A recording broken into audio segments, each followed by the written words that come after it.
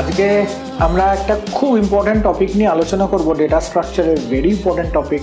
And আমাদের অনেকটাই এই টপিকটা সম্পর্কে একটু হেজিটেশন হয় বা জড়তা হয়, যে একটু শক্ত লাগে অন্যান্য টপিকের থেকে।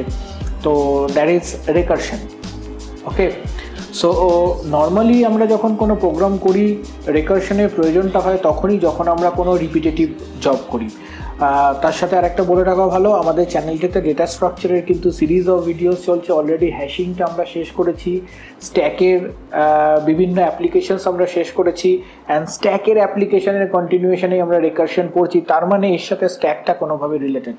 সো ভিডিওটা আমি একটু পুরোটা ভালো করে দেখবে। যদি কোথাও বুঝতে অসুবিধা হয়, so please comment in the comment section. We will discuss it later. Recursion নিয়ে আমরা আরও 2-3টে ভিডিও আরও করবো পুরোটাকে কভার করার জন্য, কারণ ইটস আ হিউজ পার্ট। এবং এর যত আমরা অ্যাপ্লিকেশনস করতে থাকবো, যত আমরা রেকারশন দিয়ে প্রবলেমকে সলভ করতে থাকবো, তত আমাদের পক্ষে রেকারশনটা বুঝতে সুবিধা হবে। তো প্রথমে আমরা বলে রাখি যে আমাদের দুটো জিনিস থাকে, one is call recursion, another is call iteration.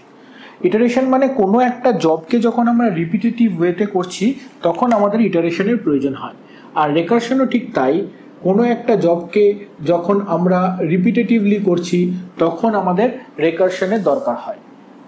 তাহলে রেকারশনের যদি আমরা ডেফিনিশনটা বলি, তাহলে রেকারশন আ ফাংশন, কোন একটা নির্দিষ্ট function which call itself within it, একটা ফাংশন যে নিজের মধ্যে থেকেই নিজেকে কল করছে, under some base criteria is called রেকারশন।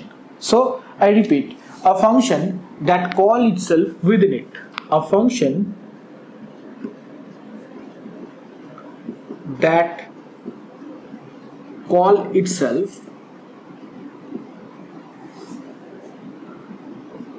within it, নিজের মধ্যে থেকে কল করছে, under some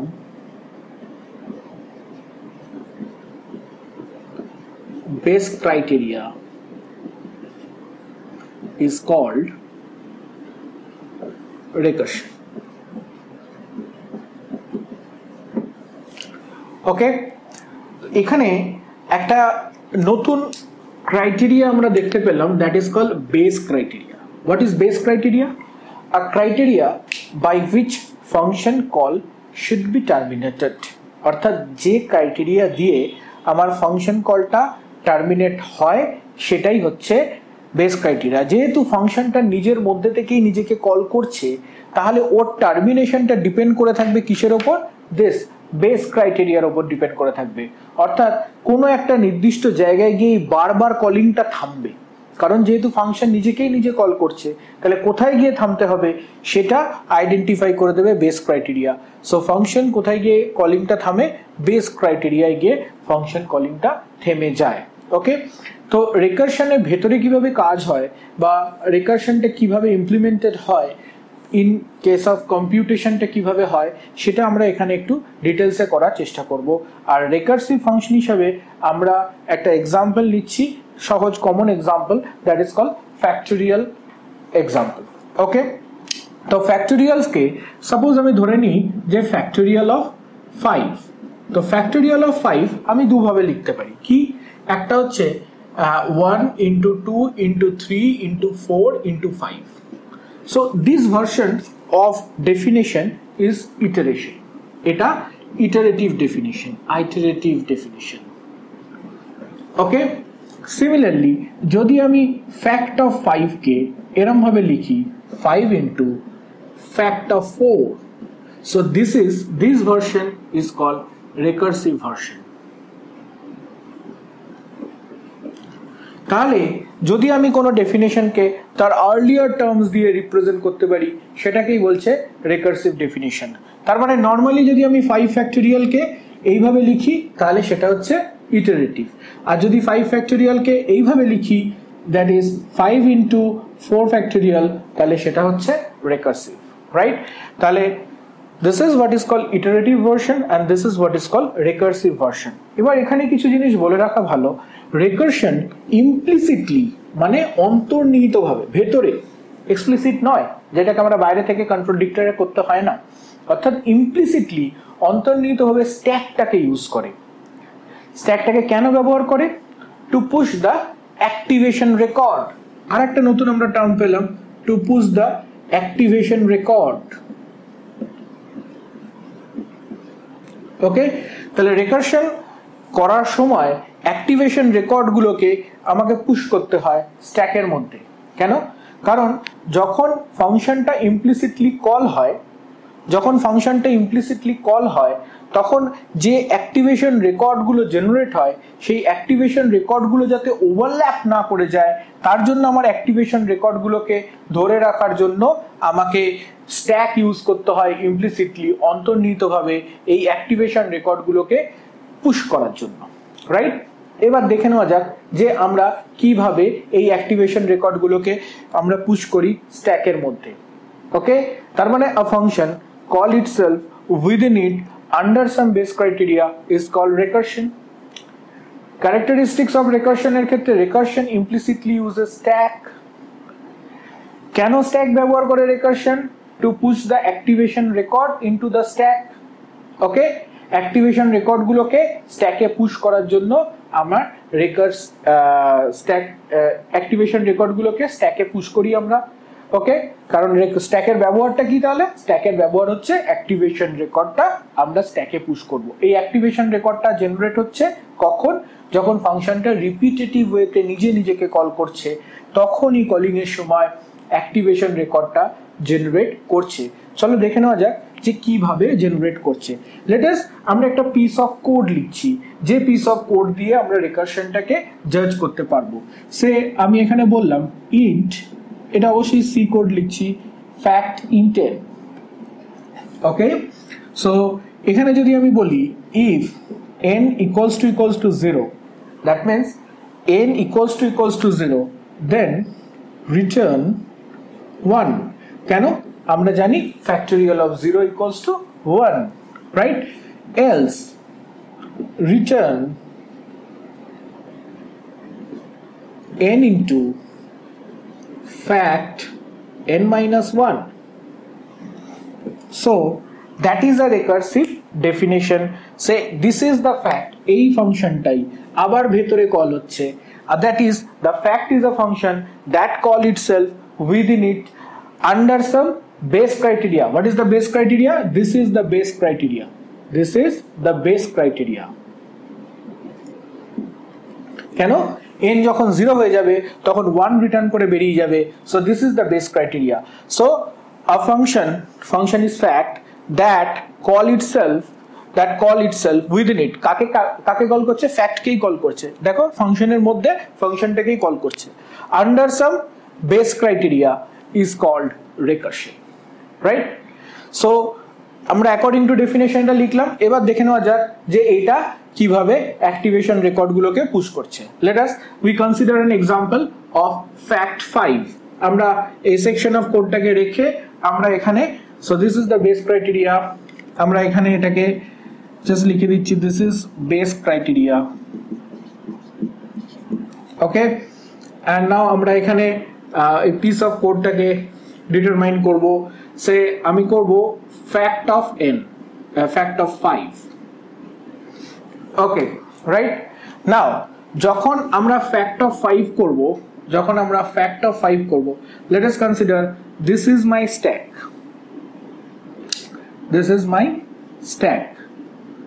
Or you can say this is a implicit stack. অন্তর্নিহিতভাবে এই স্ট্যাকটাই ডিক্লেয়ার করা আছে।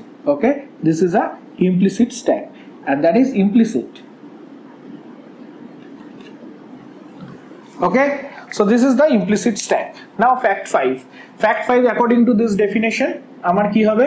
That is equals to 5 into fact 5 minus 1, that is equals to 4. Okay, so here 5 is the activation record. Here 5 is the activation record because next time it will going to call fact 4, right? So if it is fact 4, then there will be 4 into fact minus 3, তাহলে 5টা overlap করে যাবে তাহলে 4 দিয়ে, তাহলে এই 5টা যাতে নষ্ট না হয়ে যায়, ওভারল্যাপ না করে যায়, এটাকেই বলছে activation record, and it has to be pushed into the stack. তাহলে এই 5টাকে আমরা কোথায় পুশ করলাম? we pushed into the stack. So 5 pushed into the stack.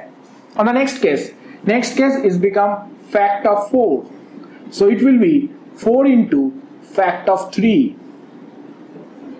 Okay, so it will be 4 into fact of 3, right? Here 4 is the activation record, right? 4 is the activation record, so it get into where?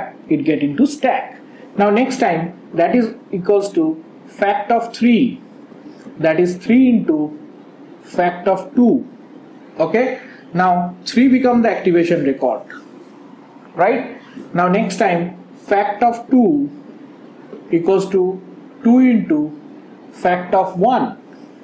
Okay, now 2 become the activation record, right? Now fact of 1 equals to 1 into fact of 0, right? So there will be, this will be 1, right? Now this time fact of 0 means n reaches to 0, so it reaches to the base criteria. Now it has to be, আমাদের বেরিয়ে আসতে হবে সেখান থেকে, তাহলে return 1, এবার কি return করছে? 1. নাও এই অ্যাক্টিভেশন রেকর্ড গুলোকে স্ট্যাকে পুশ করে রাখলাম কেন? To perform the pending operation letter on. অর্থাৎ সি দ্যাট আমরা multiplication is our pending operation, এখানে পেন্ডিং অপারেশন কোনটা? গুণটা। কেন? তার কারণ 5 একটা অপারেন্ডের সাথে আর একটা অপারেন্ড গুণ হতে পারে, একটা অপারেন্ড এখানে আছে আর এখানে ফাংশনটা আছে, তাহলে এখানে একটা ভ্যালুজের সাথে ভ্যালু গুণ হতে পারে, কিন্তু ফাংশনটা কি হচ্ছে? আবার নিজেকে কল করে ফেলছে, তাই জন্য গুণটা হচ্ছে না। তাহলে আমরা যখন গুণটা হচ্ছে না তখন 5 is the activation record, 4 is the activation record, it has to be pushed into stack because আমার পেন্ডিং অপারেশনস গুলো আমরা পরে পারফর্ম করব, we will perform the later on. Pending মানে কি? যেটা পড়ে আছে, অর্থাৎ যে অপারেশনটা অপারেটেড হয়নি, কারণ ইনসাফিসিয়েন্ট অফ অপারেন্ডের জন্য অপারেশনসটা আমরা কমপ্লিট করতে পারিনি। এখন এই অপারেন্ডস গুলো স্ট্যাকে পুশ হয়ে আছে, যেই 1 রিটার্ন করলো তাহলে 1 ইনটু এই ফ্যাক্ট 0 জায়গায় আমার কি বসে গেল? ফ্যাক্ট 0 জায়গায় 1 বসে গেল, অর্থাৎ স্ট্যাক থেকে 1 পপ হয়ে গেল। তাহলে ফ্যাক্ট অফ 1 আমরা কত পেলাম? ফ্যাক্ট অফ 1 ইনটু 1 পেলাম 1, তাহলে এখানে ফ্যাক্ট অফ 1 কত হয়ে গেল? 1 হয়ে গেল। নাও এই ফ্যাক্ট অফ 1 এর জায়গায় তাহলে কি বসে গেল? দ্যাট ইজ ব্যাক ট্র্যাকিং, অর্থাৎ এখানটায় 1 বসে গেল। ওকে, রাইট? তাহলে এখান থেকে যেই 1 বসে গেল, তাহলে আবার নেক্সট কি এলো? ফ্যাক্ট অফ 2, তাহলে fact of 2 equals to 2 into 1, stack থেকে পুশ হলো, এখানে কত বসে গেল? 2 বসে গেল। Now you get fact of 2। Now here you can use fact of 2। Fact of 2 এর ভ্যালু কত? আমার ফ্যাক্ট অফ 2 এর ভ্যালু হচ্ছে 2, তাহলে এখানে আমি বসিয়ে দিলাম 2, তাহলে এই 2টা বসে যাওয়ার পর এবার আমার অ্যাক্টিভেশন রেকর্ড কোথায় আছে? স্ট্যাকে আছে। Now it will be pop, 3 pop হলো, তাহলে এখানে ফ্যাক্ট অফ 3 কত পেলাম? 6 পেলাম, right? And now fact of 3 কত? 6, তাহলে 6টা কোথায় বসে গেল? নাও 6টা এখানে বসে গেল। নাও অ্যাক্টিভেশন রেকর্ড কত? 4টা কোথায় আছে? স্ট্যাকে আছে, পপ হলো। 4 ইনটু 6 কত? We get 24। নাও 24 যখন পেয়ে গেলাম, ফ্যাক্ট অফ 4 এর জায়গায় কত বসাতে পারবো? 24, তাহলে এখানে আমরা কত বসিয়ে দিলাম? 24। এন্ড নাও আমার কাছে অ্যাক্টিভেশন রেকর্ড কত? 5, তাহলে 5টা পপ হয়ে গেল, তাহলে আমি কত পেয়ে গেলাম এখানে? 120। তাহলে আমার এখানে fact of 5 equals to 120. That's how we compute this recursion. Okay, so this is how the computer compute recursion. So recursion implicitly stack টাকে use করছে কেন? To perform the pending operation later on and to push the activation record within the stack, right? তাহলে এটা recursion also মিনিমাইজেস the code, আমার এখানে কোডটা মিনিমাইজেস করে, অর্থাৎ সেকশন অফ কোডটা মিনিমাইজেস করে। ক্রিটিক্যাল ম্যাথমেটিক্যাল অপারেশনস করার জন্য আমরা রিকারশনকে ইউজ করে থাকি। যে সমস্ত প্রোগ্রামে ব্যাক ট্র্যাকিং করতে হয় সেই সমস্ত প্রোগ্রামে আমরা রিকারশনকে ইউজ করে থাকি। টাওয়ার অফ হ্যানয় প্রবলেম বা এই ধরনের বিভিন্ন রিকারসিভ প্রবলেমগুলোকে আমরা রিকারশন দিয়ে ইজিলি সলভ করতে পারি।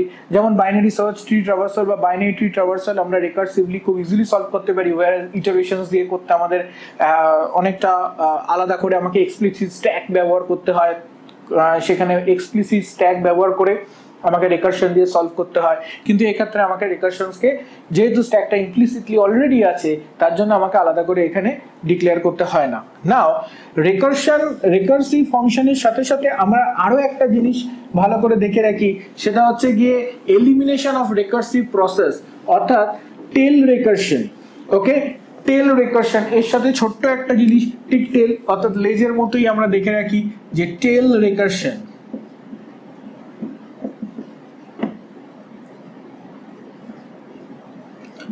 টেল recursion is a recursion elimination process, বা আমরা বলতে পারি যে যদি আমি ধরি ধরো recursion,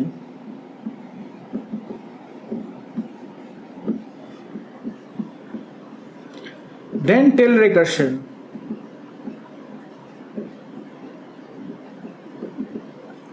then iteration, recursion, tail recursion and then iteration, অর্থাৎ রিকারশন থেকে আমরা টেল রিকারশনে তারপর ইটারেশনে আমরা সুইচ করতে পারি। নাও এবার এখান থেকে দেখো যে আমরা যে রিকারসিভ প্রসিডিউরটা লিখেছিলাম, আমি আবার লিখছি int fact int n. So there will be a base criteria. If n equals to 0, then return 1, else return n into fact n minus 1. Now the difference between recursion and tail recursion is that যে রিকারশনে pending operations গুলো থাকে বলে activation record গুলোকে স্ট্যাকে push করতে হয়। টেল রিকারশনে আমরা pending অপারেশনটা রাখবো না এবং অ্যাক্টিভেশন রেকর্ড গুলোকে আলাদা করে তাহলে স্ট্যাকে পুশ করতে হবে না, রাইট? তাহলে যদি তাই হয় তাহলে what I have to eliminate this pending operation, আমাকে পেন্ডিং অপারেশনটা এলিমিনেট করতে হবে। তো সেটা আমরা কিভাবে করব? সো রিকারশন থেকে টেল রিকারশনে যাওয়ার জন্য আমরা যে প্রসেসটা করব সেটা দেখে নেওয়া যাক। খুব সিম্পল, আমি এখানে যখন এই ফাংশনটাকে ডিক্লেয়ার করব int fact int n আর একটা নিলাম int f। ওকে, f এর ভ্যালুটা আমরা অবভিয়াসলি যখন ফাংশনটাকে কল করব, সো উই শুড ইনিশিয়ালাইজ 1। যদি গার্বেজ ইনিশিয়ালাইজেশনে এখানে 0 থাকে তাহলে আমরা জানি যে এনিথিং ইনটু 0 ইকুয়ালস টু 0 হয়ে যাবে and anything into 1 equals to the that number. So যখন মাল্টিপ্লিকেশন ইন ইওর অ্যাকশন তখন সেক্ষেত্রে 1 ইনিশিয়ালাইজ করাটা সেফ যাতে 0 না হয়। সো আমরা ইনিশিয়ালি f এর মধ্যে 0 করব এবং আমার বেস ক্রাইটেরিয়াতেও বলা আছে যে factorial of 0 equals to 1, right? Now এবার আমরা এখানে ঠিক বেস ক্রাইটেরিয়া দেব if n equals to 0 return f, this time আমি কি রিটার্ন করছি? f কে রিটার্ন করছি, কারণ factorial of 0 equals to 1 and f এর মধ্যে আমরা 1 ইনিশিয়ালাইজ করেছি and we consider f equals to 1, so f এর মধ্যে 1 ইনিশিয়ালাইজ করেছি তাই f কে রিটার্ন করে দেব। বাট না হলে else return fact n minus 1 f into n minus 1 f into n, তাহলে এখানে কি হবে n minus 1 f into n, n minus 1 টা কি হবে? n minus 1 টা একটা কমে যাবে, f into n টা কি হবে? মাল্টিপ্লিকেশন হয়ে যাবে। লেটস সি, যদি আমরা এখানে ফ্যাক্টোরিয়াল অফ 5 ধরি, ফ্যাক্টোরিয়াল অফ 5 আর 1 পাস করি, ওকে, তাহলে যখন প্রথম কল হবে তখন কি হবে? ফ্যাক্টোরিয়াল অফ 4 আর 5 into 1, দ্যাট ইজ 4 আর 5। নাও যদি আমরা পাস করি ফ্যাক্টোরিয়াল অফ 3 তাহলে কত হবে? 20, দ্যাট ইজ 5 হয়ে গেল, that is 5 into 4, right? So f এর মধ্যে অলরেডি 20 চলে যাচ্ছে, রাইট? নাও যখন আমরা কল করব factorial of 2, that is equals to 20 into 3, that f এর মধ্যে 60 চলে যাচ্ছে, কারণ আমরা জানি যে ফাংশনস কলিং এর সময় these are called actual argument and these are called formal argument, and actual argument will get copied into formal argument, so এটা এখানে কপি হয়ে যাচ্ছে, ভ্যালুস গুলো এখানে কপি হয়ে যাচ্ছে, right? Now fact of 1 equals to, fact of 1 that is 2 into 60, that is 120, and fact of 0 that is 120. so f এর ভ্যালুটা আমার কত থাকছে 120, n equals to যখন 0 হয়ে যাচ্ছে, so n equals to যখন 0 হয়ে যাচ্ছে f এর মধ্যে কত আছে 120, so it will return 120. we will get 120 by using Taylor recursion. Okay, so this is also a recursion removable procedure. So if you like the video, then please share with your friends and subscribe this channel and watch this channel. আমাদের data স্ট্রাকচারের পুরো সিরিজটা তোমরা দেখতে থাকো। I hope যে প্রচন্ড help হবে তোমাদের ডেটা স্ট্রাকচারের। And again I would like to say, যদি তোমাদের কিছু কোয়ারিজ থাকে, কোনো প্রশ্ন থাকে, তো অবশ্যই আমাদের Facebook page CS with Sanjay visit করো, সেখানে থেকে তোমরা মেসেজ করতে পারো। I will answer your message, অথবা কমেন্ট বক্সে কমেন্ট করতে পারো, and I will reply for that. Okay, and আমাদের চ্যানেলটা দেখতে থাকো। এর পরবর্তীকালে আমরা চ্যানেলে আরও অনেক ইন্টারেস্টিং ভিডিওস নিয়ে আসতে চলেছি। So stay tuned and thank you for watching our video.